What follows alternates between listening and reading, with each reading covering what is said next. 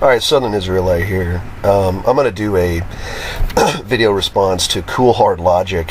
He recently put up a video like a month ago or so called Testing the Flattards. And, I got people commenting on my blog. They reference me to people frequently to do answers to videos on the flat earth. And I'm not doing that stuff much anymore. I'm trying to start a couple businesses, and I'm only going to address really pertinent issues. And if you are a globe head watching this, don't expect me to do much anymore after this until you guys have addressed my arguments in my book, 225 Reasons Why I Believe the Earth is Flat.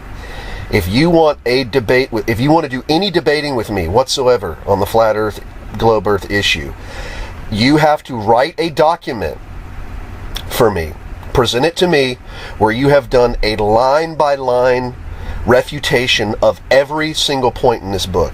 Until you do, I'm ignoring you. I've already dealt with this. I spent 15 years on this issue, and I want to move on with my life. I'm not giving you any more time. I've already done the work. This book is irrefutable. I have referenced the best stuff you got. You cannot answer my book. I know you can't, and your butt hurt. So this is probably gonna be the last thing I'm gonna do on the flat earth, globe earth thing for quite a long time. I just want to do a kind of a survey of this. This guy, Cool Hard Logic, is one of the big globe earth people who are actually facing flat earth arguments. They're not actually addressing our arguments. They're just trying to use which I'm going to prove to be fallacious reasoning later. Just what they're doing is they're doing double standard and special pleading fallacies to kind of move the burden of proof away from themselves onto flat earth people. And they have nothing to prove, but we have everything, and we have to explain everything, even though 99.99% of globe heads can't explain 2% of the world. But they don't like to talk about that. They want to obfuscate as much as possible. So here is Cool Hard's Logic video here. Greetings, dear viewer. So this is the first part of a new series that will pick through the manure pile of flat earthers. Vince, apparently they prefer the word retard. Okay, that is an ad hominem fallacy. Okay, number one. Oh, how very quaint. Flattards think there is a global conspiracy to hide the shape of the earth. Okay, flattard is also an ad hominem fallacy. It's an abusive ad hominem fallacy. And if you guys want to deal with philosophy and knowing things, you need to know philosophy and logic. If you just throw your head back and your face gets all red, and you're mad that I'm appealing to ad hominem fallacies, then you need to just admit that you don't care about logic and philosophy. If that's what you say you care about, then you need to stick to logic and to proper reasoning instead of your butt-hurt insults. Okay? Now, what they may reply to this is, oh, well, I can use ad hominem after I've dealt with arguments for flat earth and for what they believe, and then afterwards I can use insults. That's why I feel that logic. No, well, you haven't. I mean, I have my book, 225 Reasons, which cannot be touched by you people, so you can't use that excuse either. A conspiracy that dates back to antiquity, yet is all due to NASA and the United Nations. Okay, so, as I proved in my book, no, it's not. It's an attempt to buttress a pantheistic and Neoplatonic concept of spirituality and cosmology and metaphysics, where there's no personal concrete creator, but a personless force flowing through the universe, as I showed in my book on the chapter on Newton. Newton's entire position on gravity was rooted in Neoplatonism, which he got from Jean d'Espagné's Enchiridion. All he's doing is he's continuing the Hellenistic Neoplatonic Greco-Roman tradition. Which, I mean, he was a professional academician, so he's going to continue what the Western Christian professional academicians were doing. I mean, that we're dealing with this exact problem today. If you veer away from what the academicians believe, I mean, monetarily, you're going to lose your ability to be paid to have a professorship. That's just one of the big problems of human civilization. I don't think we've ever really tried to solve yet. So the globe thing is just simply a way to champion the pantheistic tradition over the monotheistic tradition. It's a way to say fuck the Jews. It's what it is. It's the Jews are wrong about everything. Everyone else hates. It's the Gentile pantheistic, and there's also some Jewish pagan mysticism as well. That the Hellenistic Jewish tradition that fights against the Palestinian Jewish tradition, which I'm a part of, and it's a way to say fuck the Jew. It's a psyop in a society to say fuck the Jews, fuck the Bible. We're going with the Greco-Roman pagan tradition in the way we're going to structure our society. It's like I've always said, the big conspiracies are not hidden. They're right in front of everyone's face.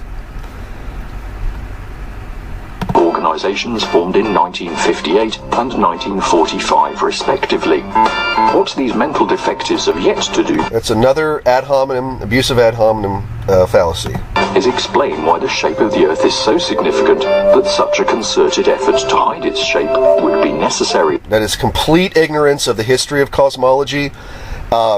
Every single university student that I have discussed religion with, they always say this. This is what they get taught. These young kids get taught this like their freshman year in history of civilization or Western civilization. They'll be taught we abandon the Bible because Copernicus proved the Earth is a spinning ball, and the Bible teaches this enclosed, flat, domed-in cosmology. I mean, that's what's taught. He knows this.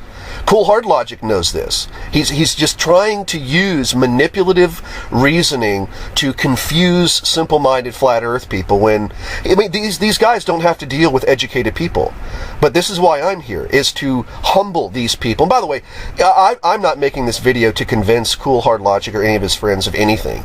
Cool Hard Logic is a pathological liar and a psychological manipulator. He's a pedantic little cunt who is butthurt about what's happening in society. Him and Red's Rhetoric and all the rest of these guys, they're a bunch of butthurt cunts who cannot answer our arguments, and so they have to use psychological manipulation and only deal with like people who have not gone to college or graduate school, so that they can like ejaculate their ego onto the internet to make themselves feel better. And you can just tell the way he's arguing about this, he knows there's a few of us out here that can answer everything that he's saying.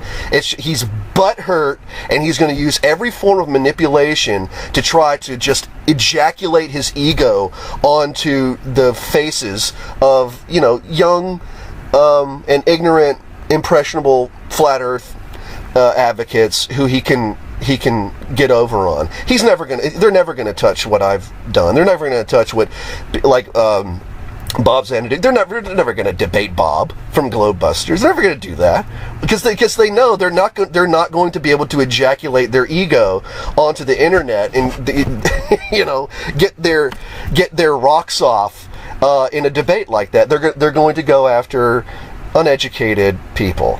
And, that's why I'm here. And I'm going to show you later on, that Red's Rhetoric deleted my comments when I challenged him on some issues on his YouTube page. And he won't deal with what I'm saying because these people can't deal with what I'm saying.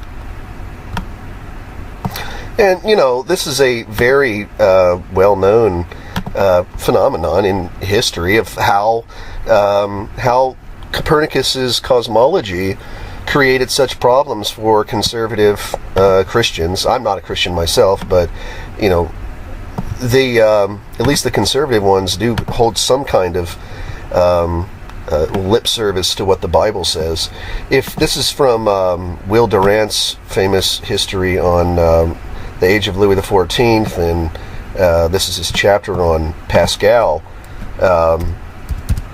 You look, there's this a paragraph right here. If we may venture to impose an order upon them, we may place their starting point in the Copernican astronomy. We feel again, as we listen to Pascal, the tremendous blow that the Copernican Galilean astronomy was dealing to the traditional form of Christianity. This is well known. It's taught in universities, and not only that, it is also this argument is used very well. or very frequently, by atheist apologists on the TV all the time. I mean, Bill Maher uses this argument frequently. And the space program, led by Jesuit priest Georges Lemaitre and later Freemasons, would attack the Bible in claiming to have reached the moon and prove the earth to be a spinning sphere, couched in an endless expanding universe, completely contradicting the creation account in the Holy Bible. While having liberated the blacks and placed them in public view, the morality of the first group would be eradicated by the pelvic thrusting gyrations of African culture. The traditional art forms of the first group, classical and traditional folk and bluegrass music and dance, would be replaced by the savage and immoral pelvic-thrusting, sex simulation culture of the blacks. Having destroyed the authority of the Bible ever since 1865 with the condemnation of the Bible's slavery institution and the establishment of the secular public school, and then with the moon landing hoax, the work of the Kinsey Institute would then commence to destroy the family-centered law system of America and usher in the darkest era of sexual debauchery, rape, molestation, pedophilia, sex slavery, and infidelity possibly to ever exist in world history, thus destroying the social structure of the first group. Having established the heliocentric model as the standard model of the universe in modern universities, the second group of men were now in a complete position of supremacy, as no Bible-believing man could be made compatible to the educational system needed to gain high-paying jobs necessary for a traditional family. The second group of men, now in complete control of Western society, completely enfranchised and liberated from the responsibilities of the traditional family, could enjoy an orgy of wealth, drugs, and endless supply of easily manipulated young girls, now liberated from the control of their fathers. In essence, the flat earth globe earth debate is about one issue: whose social structure will rule the day? If the flat earth is true, then the patriarchal family-oriented social structure of the Bible will rule, the Bible-believing men as the primary beneficiaries, because the flat earth model shows explicit evidence of a creator and the divinity of the Bible. The entire model shows that this is a special creation made specifically for us. It is a terrarium designed by our Creator for man, his special creation. But if heliocentrism is true, then nothing is true. There is no creator of the heliocentric model. It is a mechanistic development of physical laws, not a special creation. Thus, no one has the right to tell someone else what to do, and thus the women are free to have sex with whoever they want, regardless of their father's wishes. No strings attached, and no family responsibilities necessary. A relationship with a woman and sex then become divorced from family structure and civilization, thus losing its high price, and becomes a cheap commodity, easily gained from easily manipulated young girls, with the atheist savage men being the primary beneficiaries. This isn't my theory, folks. Major atheist talking heads mention this frequently in their apologetical efforts to further supplant the Bible and its influence in society. I don't know about the elephants on Noah's Ark, but the elephant in the room in 2014 is that we are now a full 4 centuries removed from the scientific revolution. 4 centuries after Copernicus. 4 centuries after Copernicus. After the time humans realized that through science, we could actually get a real answer to almost every question about our world, like where does the sun go at night? Why are we getting our morals out of this book? Why do people follow any of it? So, I mean, what was that, dude? I mean, you know exactly why. This is so significant. What we're living in is extremely significant to philosophy and to cosmology. Let alone why treating the Earth as a spheroid allows the rest of humanity to be far, far, far more productive than they are. That is a post hoc ergo propter hoc fallacy, and a correlation does not imply causation fallacy. Here, let me. There, see that? Correlation does not imply causation. You read that argument there. And before you read the ad hominem as well. Okay, these people don't know logic, and or they do know logic, and they're just being deliberately manipulative in thinking that if they say these arguments, the people that are listening don't know logic and will actually be... They're not trying to convince people, they're trying to psychologically intimidate and manipulate people. He needs to show why globe belief is necessary and causal to production. Okay? Every single argument he's making, I'm going to refute. It's very easy. These people are like children to me. The best they can come up with is hand-waving about trying to undermine faith in their magic sky wizard. Actually, if you knew anything about the flat earth model, you realize we don't believe that the creator lives in the sky. We believe that the sky is over the earth, and then there's waters above that, there's a firmament, and there's waters above the firmament. Okay? You should know these things. If you knew anything about the flat earth debate, but you guys are just a bunch of ignorant, pedantic cunts. I mean, it's just terrible. Who allegedly built a flat earth inside a giant snow globe. Okay, if you knew this, then why did you say that we believe he lives in the sky? We believe that he lives above the firmament. There's a heavenly sanctuary above the firmament. If you knew anything about the flat earth cosmology, you would know that, but you're a professional liar and manipulator, and so you use these things not to try to get to the truth or criticize people, but to psychologically intimidate people. That's the way these people think, folks. I've dealt with them for many years. This is their MO. These people are the biggest lying, manipulative cunts on the face of the earth, these atheist apologists. Just so that his creations could scuttle around talking to the ceiling and praising his capriciousness. Yeah, and let's see, where does the Bible say that we should pray to the ceiling or the firmament? Never says that. Now, the definition of capricious, from what I read in my dictionary, is someone who's given to changes of mood. And does Mr. Cool Hard Logic give us any arguments to prove this? No. He's just asserting his opinion and his feelings.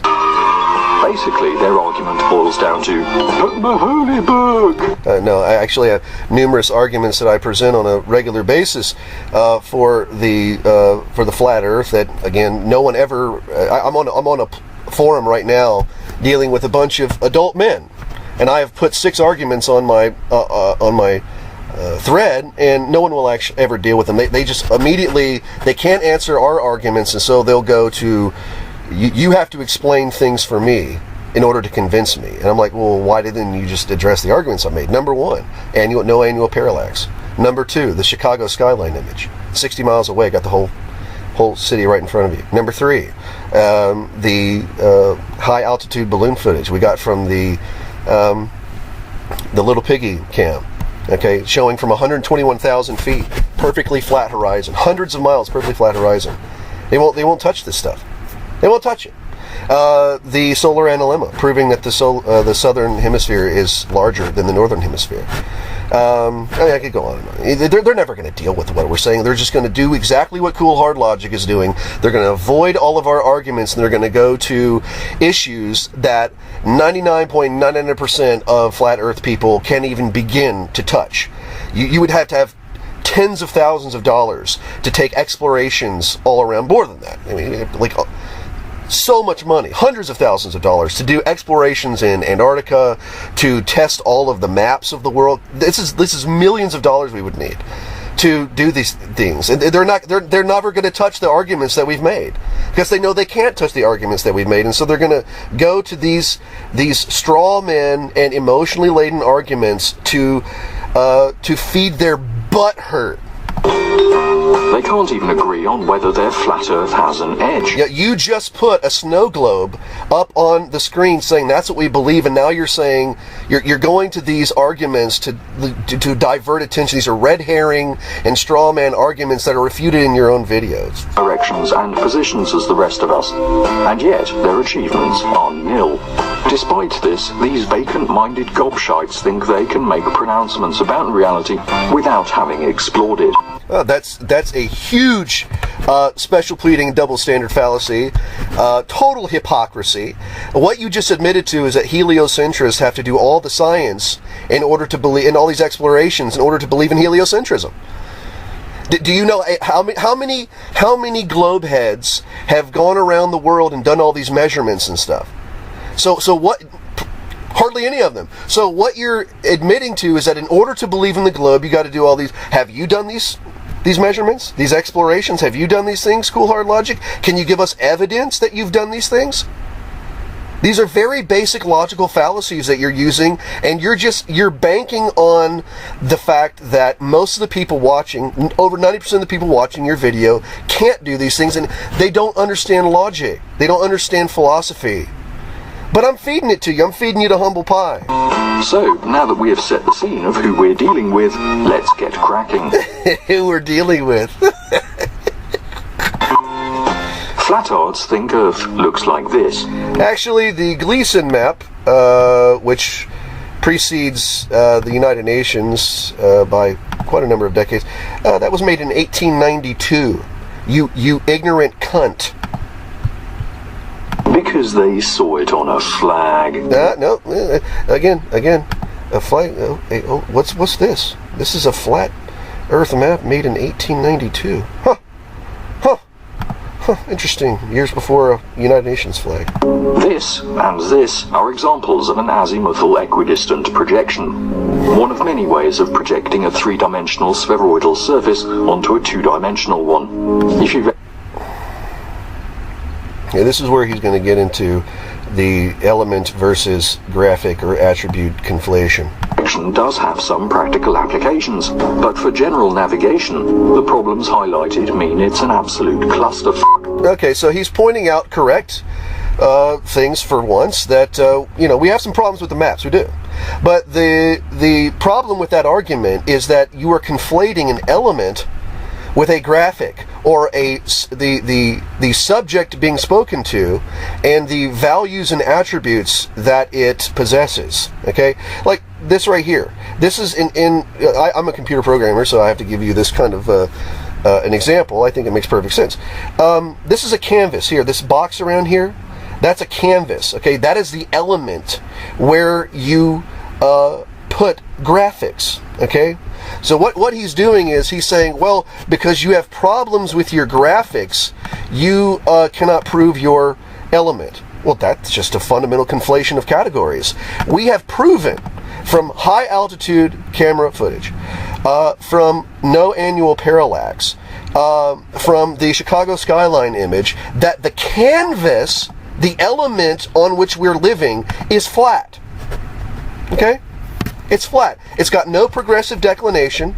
As the balloons go up, they do not, the horizon does not decline. And Rob Skiba, I've already showed this in my book. Rob Skiba proved from his 3D modeling that on any size of sphere we're living on, and by the way, let me finish my statement, sorry. Any size sphere we're living on, as you ascend from it, you're going to have progressive declination. It doesn't matter what size it is, you're going to have progressive declination, but we don't. And the 3D model that he showed proved that the interface that we're living on is flat. Okay? Now, I want you to know about another absolutely disgusting arguments these cunts use. And by the way, I'm not a Christian, and so I want you to understand a proper attitude to have toward these people. These people should be treated with complete contempt. Every word out of their mouth should be viewed with complete intolerance and hatred, okay? Because of how stupid and obstinate these people are and how dishonest they are, okay? And what they've done to the world.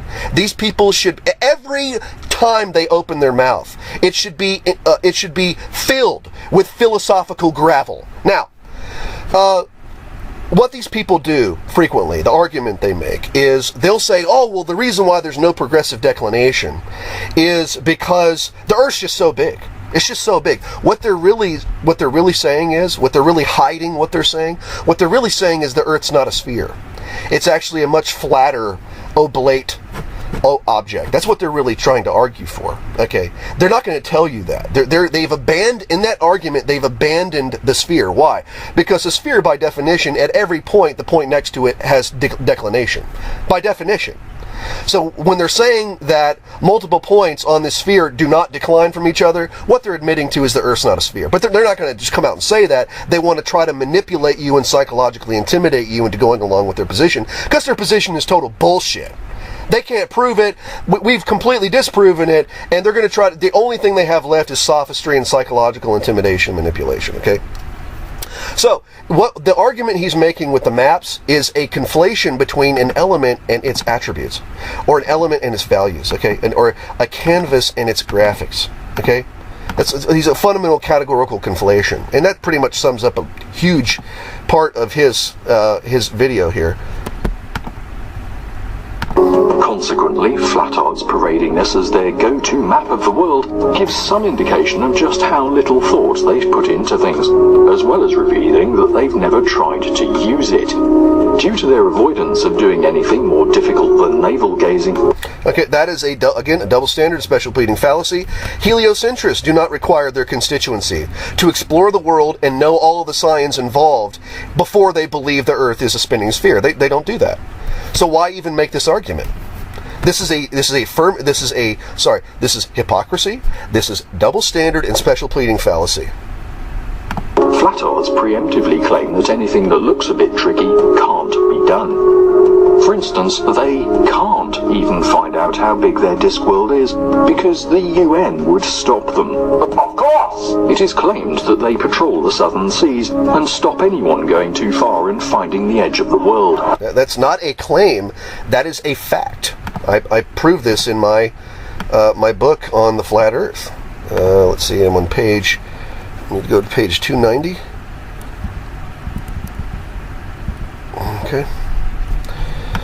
Right. This is an objection. I mentioned it at argument number 223. Objection. The easiest way to prove your theory is simply to travel to the edge of the Earth and give us visual footage of this firmament, but you haven't.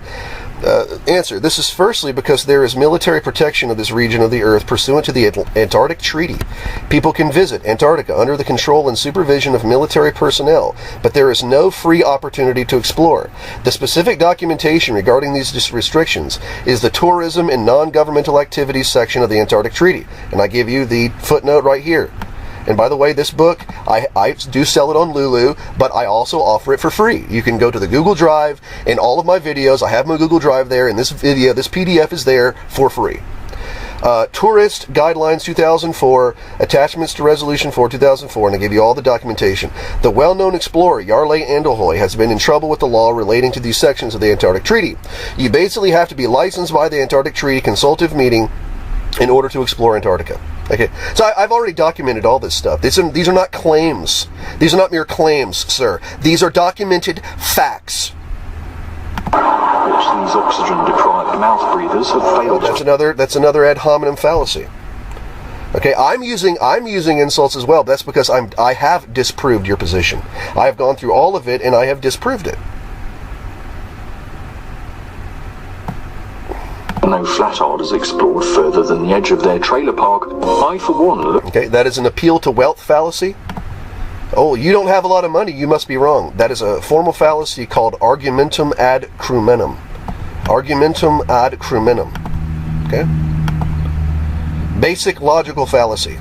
These people do not know logic. They do not know how to formulate arguments.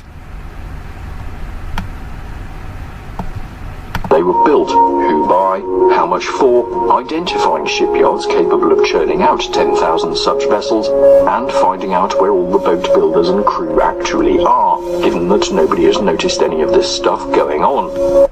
That is an affirming the consequent fallacy, assuming that 10,000 boats, etc., are the only way to survey the coast of Antarctica. As I've documented in my book on the flat Earth, I acknowledge there are observational objects in high orbit, but they're on helium balloons. You call them satellites, whatever the hell you want to call them. I think there are satellites or some kind of observational objects that are in high orbit. They are floating on, hanging from helium balloons. This also screws up simple travel. Qantas fly direct from Sydney to Johannesburg in South Africa 6 days a week. It's a direct distance of 11,060 kilometres, with the flight taking around 13 hours and 20 minutes at a speed of 830 kilometres an hour. As you might have expected, things on the flat Earth aren't quite so simple. Sydney Air... Yeah, well, and neither it is on your model. As I've proven, page 286 of my book, the Max Egan video, Objection. Flat earthers say flights from Santiago, Chile to Sydney, Australia are impossible, but they happen all the time. I mean, there's all manner of problems that we have with the flights in the southern hemisphere. That's true. Answer. Yes, but Max Egan took his compass with him on that flight and showed that during the second half of the flight, the direction of the flight was southwest, which accords with the flat earth model, not the globe earth model. The interview and video proof can be found on Jeranism's channel. In the video, Max Egan's Santiago to Sydney flight shows globe anomaly, and I suggest you watch that video.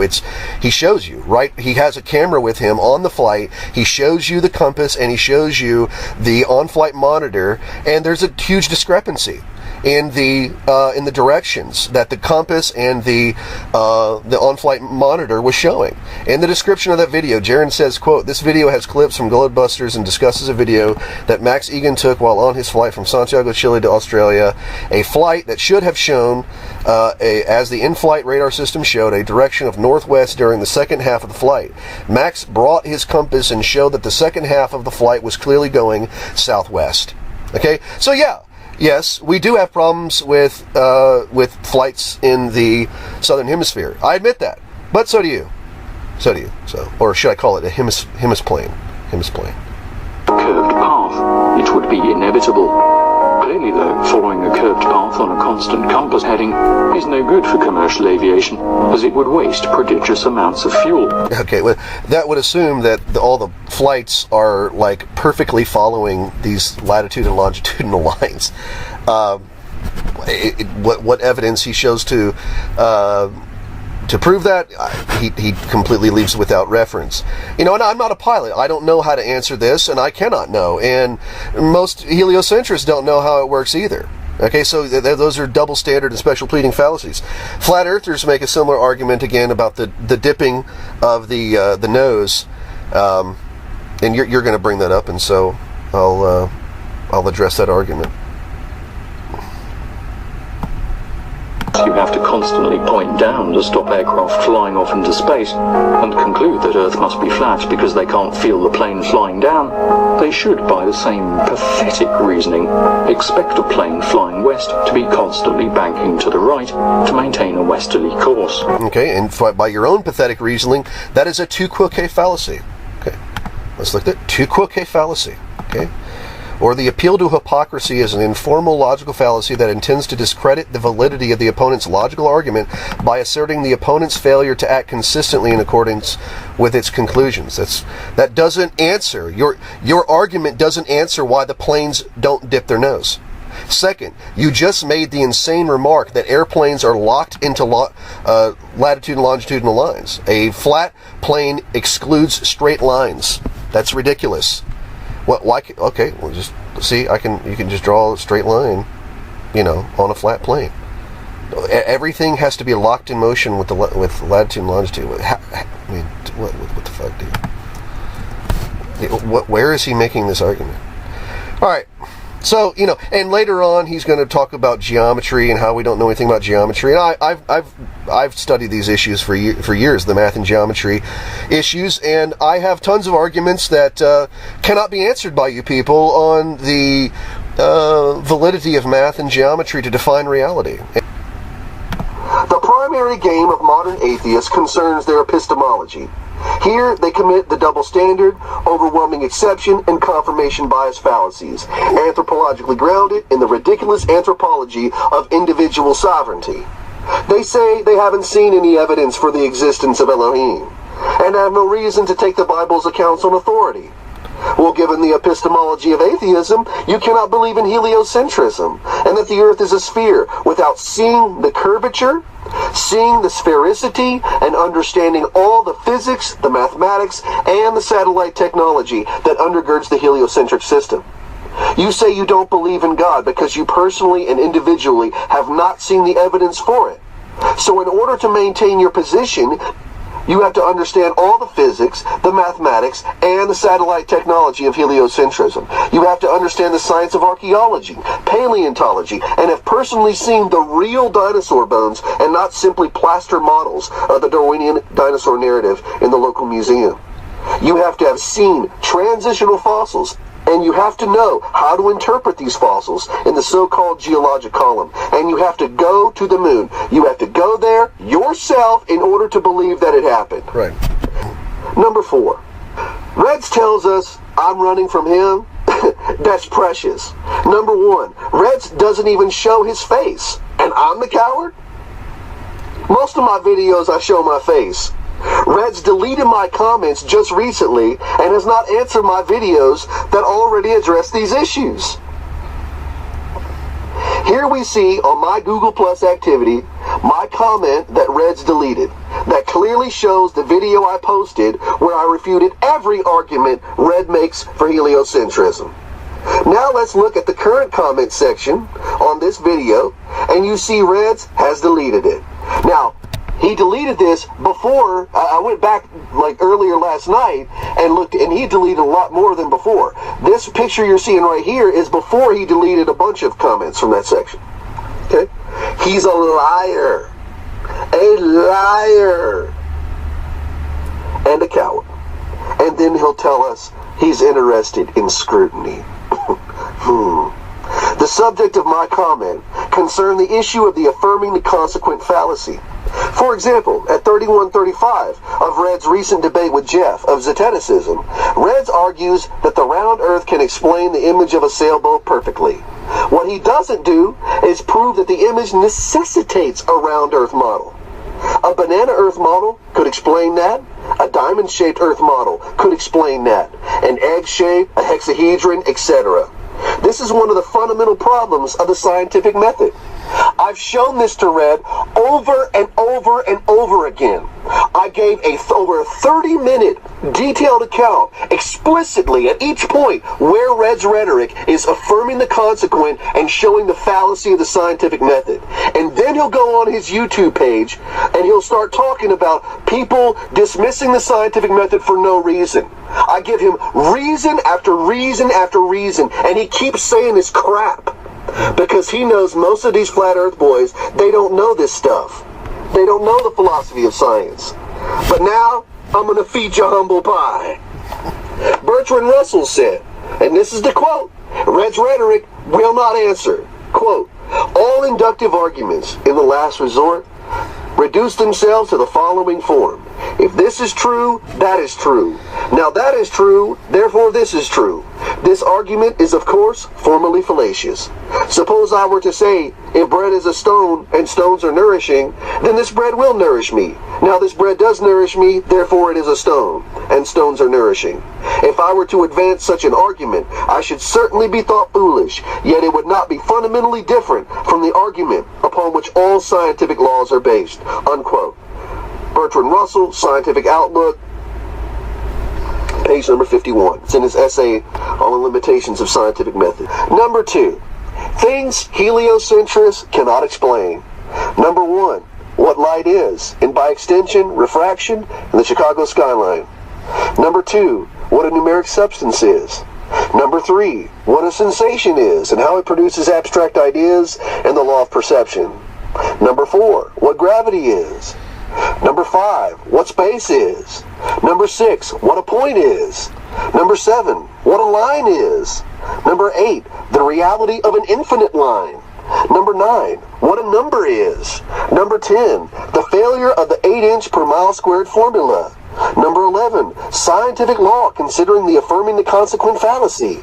Number 12, the infinite decimals included in all measurements. Number 13, the sundog. Number 14, the balloon video with hundreds of miles of perfectly flat Earth.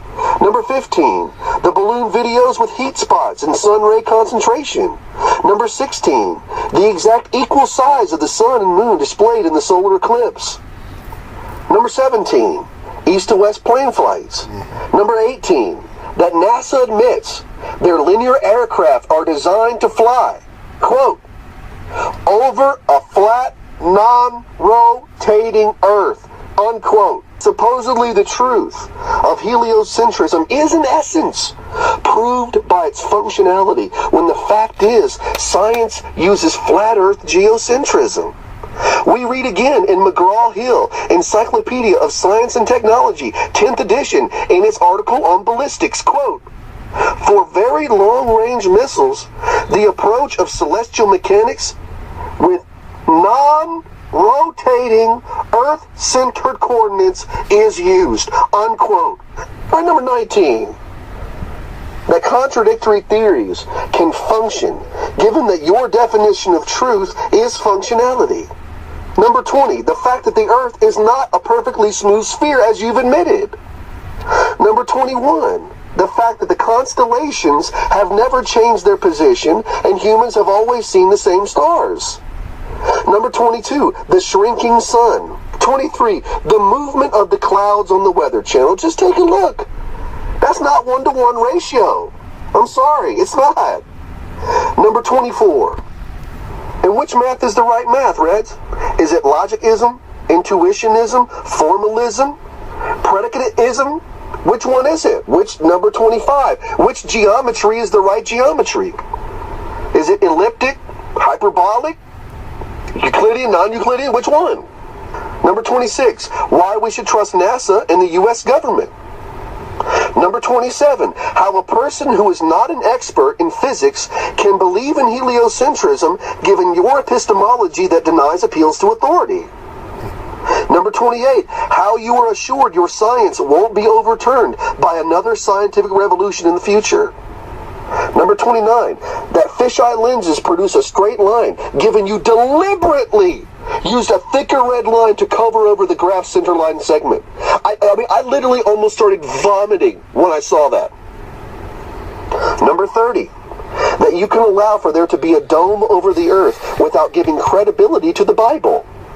Number 31, extending from the previous point, if the universe is eternal and there is some evolutionary principle governing it, why hasn't it reached its goal yet? Number 32, how you can believe the Earth is a sphere and rotating, that gravity is real, that the atmosphere moves with the Earth, that the sun is millions of miles away, and then say you're not a heliocentrist. I mean, what demented game are you playing? Number 33, why the clouds are not moving on their Lagrangian satellite images. Number 34, why NASA would need to make the globe images as composites if they have these satellites. I could go on a little bit more, but that's enough humble pie. I mean, I feel sorry. These men are like bleeding out on the ground right now. I just gave them such a severe ass whooping. Conclusion. The observations I have denoted from video evidence do not prove the biblical flat earth model.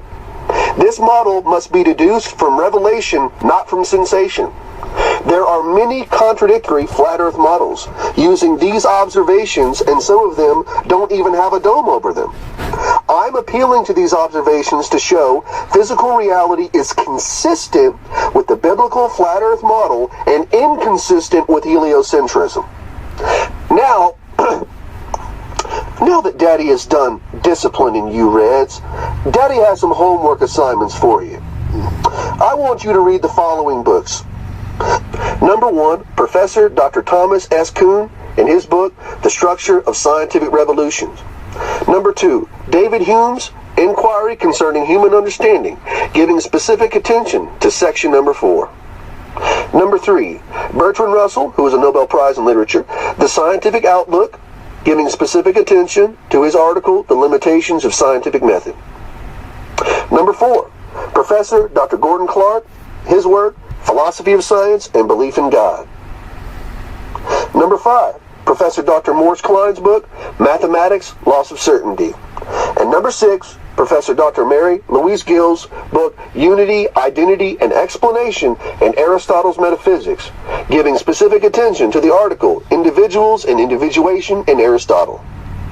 Now, okay, I mean, so, you know, those were the points I brought up in my video I did against Red's Rhetoric, and of course he won't. Not only did he delete my arguments on his in his Google page or YouTube page, you know, he just completely ignored everything that I said on the issue. So if you're going to make geometry and knowledge of geometry and mathematics and its relation to reality the governing point on who can determine what the shape of the earth is, well, then, you know, you're going to have to answer these arguments I've made from the work of Professor Klein and the work of Gordon Clark and other philosophers that I've cited, and Dr. Mary Louise Gill. I mean, in order to get your equations for gravity, you got to have mass. And in order to get mass, you have to have a philosophy on what a substance is. And I've already shown you have no philosophy on what a substance is. Mary Louise Gill, that was her work that she did at that Oxford conference. I think that was like 20 years ago or so. No one has ever been able to figure out what a substance is from Aristotle's philosophy. No one knows, and you don't know either. And so your problems are, if you don't have a point, and according to Euclid, a point is something that has no parts to it, and there's nothing in physical reality with no parts to it. That's just an abstract concept that has no reality to it. I mean, that's geometry is out the door right there as a body of truth. I mean, people can use it, but I mean, as a body of truth, no. It's the only way people can use things, and I've said this for a long time, and I think this is a correct philosophy, is that, as Morris Klein points out, he has a whole chapter on this issue about Kant and the philosophy of science and scientific laws, is that, Kant's position basically came out after David Hume pointed out that all the laws of science are based on fundamental logical fallacy called affirmative consequent. And so Immanuel Kant, he came along saying, oh, well, okay, so what we're going to do is we're going to create an innate philosophy where the laws of science are in man, and man just kind of sees these things in physical reality through these innate forms. And Professor Klein pointed out correctly, that's putting the laws of science in man, not in nature or the world or the universe. And that would more accord with what my belief is that the Creator put a program language in our DNA, and we use this program to function in reality, and we just arbitrarily, we put these things, whatever we're perceiving to be the subject of our interaction, our mind just kind of imputes that on the subject that we're acting on, and that's the subject, whatever our perception is viewing as our subject of interaction. And it may not be philosophically, explainable, but that's the program that he put in our DNA, and that's an operational, instrumental view of science, and it's the best thing we got to go with. And I have a philosophy of science. It's operationalism, instrumentalism, experimental science, governed in a flat Earth cosmology that is given us from the Scripture. It is at least demonstrable.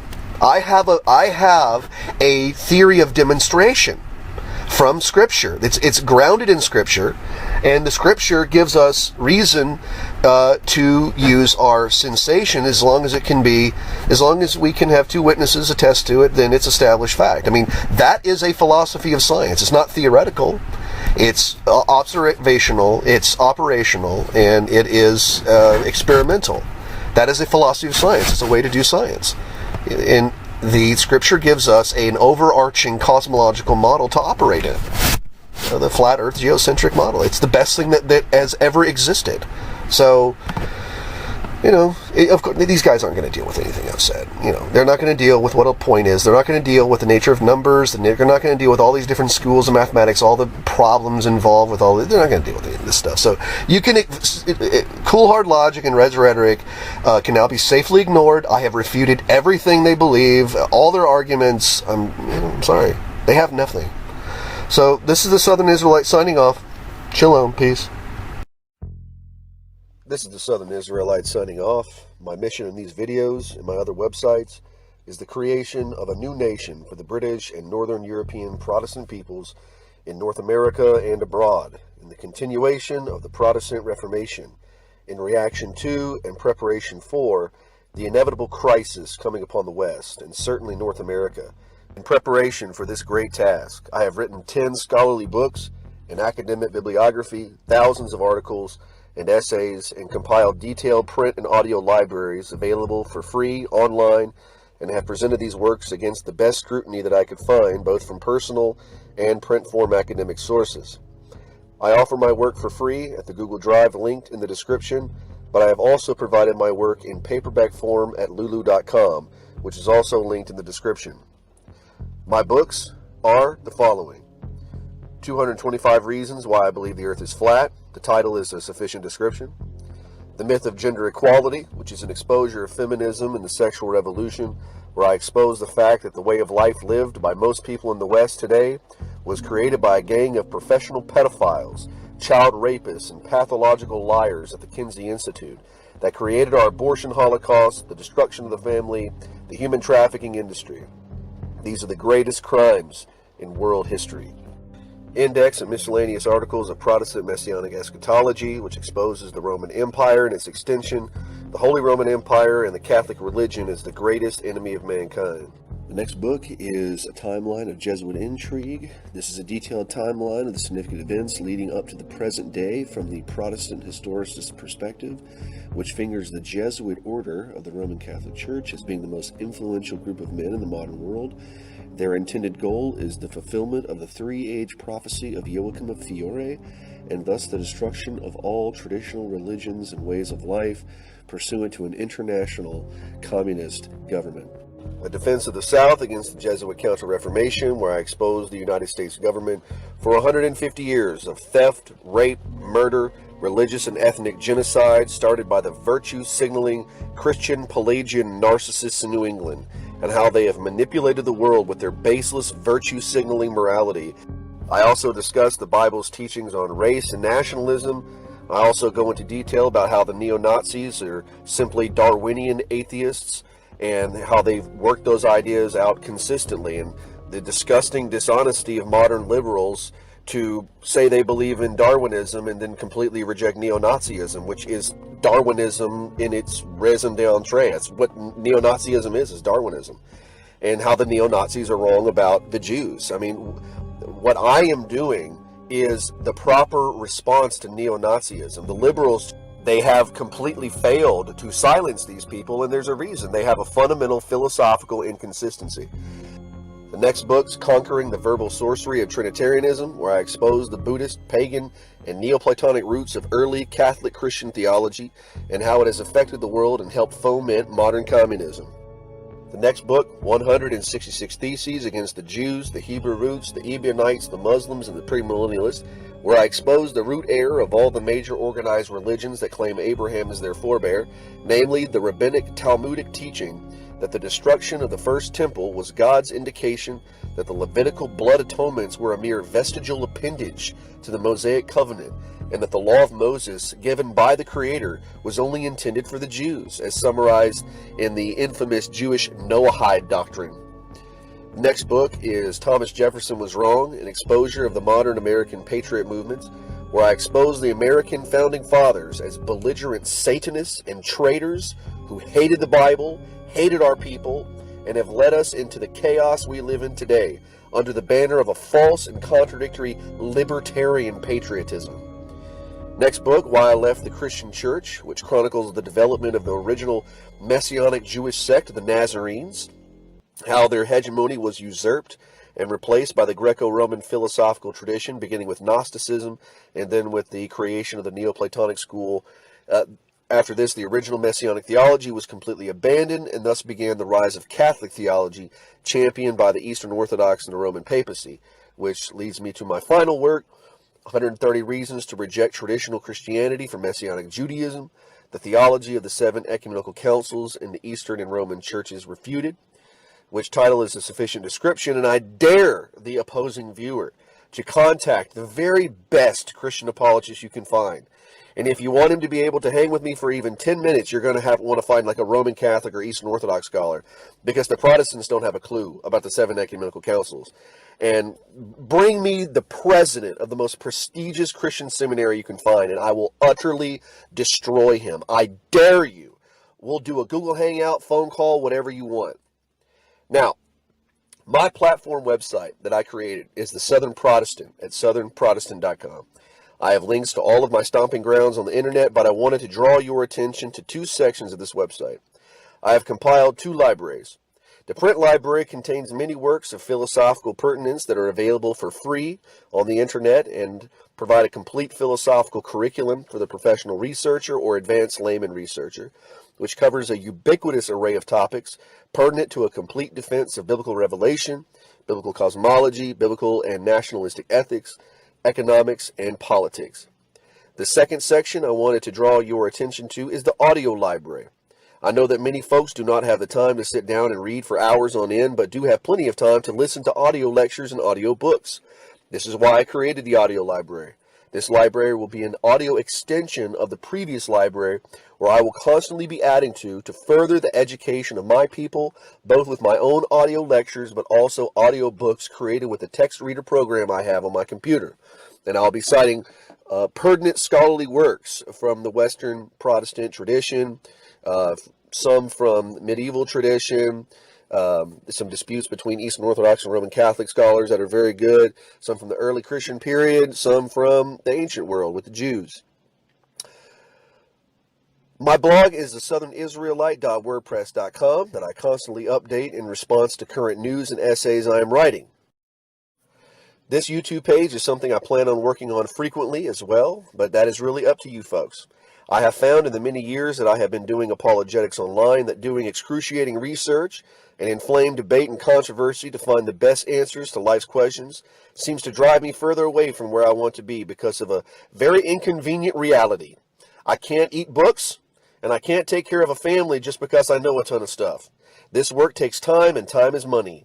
If I'm not making money from my work, then I can no longer pursue this research and this activism. And I plan, when I have enough funding, to have my own land and my own homestead, because I know as soon as I go out publicly and do what I want to do with this, I want to go to these universities and I want to go to these churches. I want to stand there personally and take these institutions down.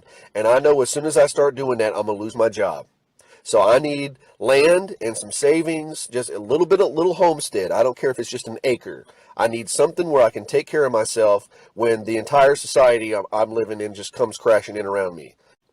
And let me assure the viewer, the position I hold in my country as a member of one of the original families of the Jamestown settlement, the philosophical platform I present in my books, and the loyalty I have demonstrated for my people that cost me 3 careers and every friend I have had growing up, and the only serious relationship I have ever had, is unmatched in the modern world. There's no one on this earth that I know of, and I know thousands of the best apologists and activists. Their platforms are child's play. I know the problems of the modern world and the solutions to these problems better than anyone you will come across in your life. I have lived in poverty and ostracism for 15 years for the things I talk about. Anyone who knows my life knows this. This is no game for me. The things that I say I take serious as a heart attack, and I've paid the price for them. So here's my proposal. If I could get merely $3 to $5 a month from my subscribers, let me say that again, $3 to $5 a month, a mere hazelnut latte from you once a month, and I could get this from you on a consistent basis, I could do this work full time. I have linked my Patreon and PayPal accounts in the description of this video. So my work is in your hands, viewer. I pray you will at the very least take these things to heart and put me to the test. If you have any questions, you can comment on this video or email me at southernmessianics@gmail.com. Shalom and peace.